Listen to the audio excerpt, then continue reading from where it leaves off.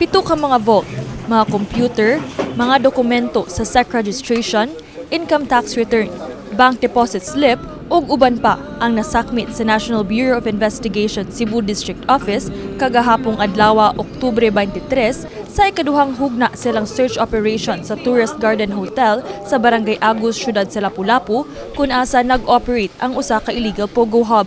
Kahinumduman nga mokabat sa 169 ka mga langyaw nga gilangkuban og mga Chinese, Indonesian, Burmese ug Malaysian ang nasikop sulod sa maong hotel.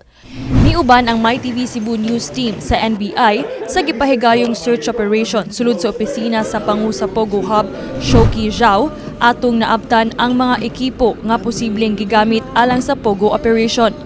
Gani asoy sa head agent sa NBI Sebdo Arnel Pura nga kinahanglan pa nila ang approval gikan sa korte aron masuta ang sulod sa mga vault.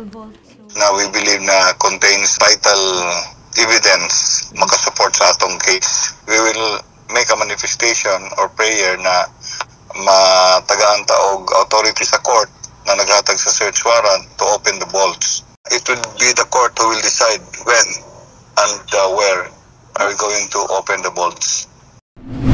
Subay sa padayong investigasyon sa National Bureau of Investigation o NBI-7, kalabot ni ining Pogo Hub dinhi sa Dakbayan sa Lapu-Lapu, atong nasayran nga dunay mga nakapilit nga notice nga under provision sa NBI ang tanang mga establishmento ug ingon man mga sakyanan sulod sa naasoyng hotel. Mingaw, gilumot nga swimming pool ug mga abandonadong sakyanan. Mauna kini karon ang dagway sa Tourist Garden Hotel human gipahunong sa Lapu-Lapu City Government ang operasyon niini. Gani masulubon nga gisaysay ni Jen, kanhi waitress sa maong hotel, ang kalisod nga ilang nasinati karon human sobra 50 kanila ang nawad-an og panginabuhian. Among girid man nga wala unsa may naadiri. Mao na dito namin nakaibaw nga ipogo. Sa karon naglisod jud meron kay wala naman may trabaho.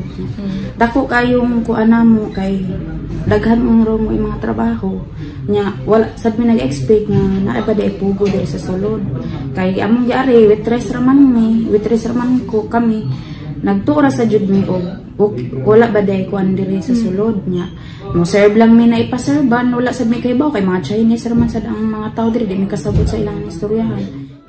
Ang konsehal sa Barangay Agus, Julian Fuentes, ning saysay nga wala sila magdahom nga dunay pogo sa ilang barangay, sanglit hotel and restaurant ang gideklarang negosyo sa tag-iya panahon nga mikuha kini og business clearance. Among kapitan na naghatag namo mga tip unsay mga sinyalis kung ang pogo makaoperate sa dinhi sa among barangay unang ang ihatag ang instruction sa mga kapitan. Doon ay building at tagas o pins niya doon ay tusod gawas ang mga tao Tusod gawas sa kanan sa kanan tusod gawas so kana kadudahan na namo kini si Queenie Holigon alang sa MyTV Cebu.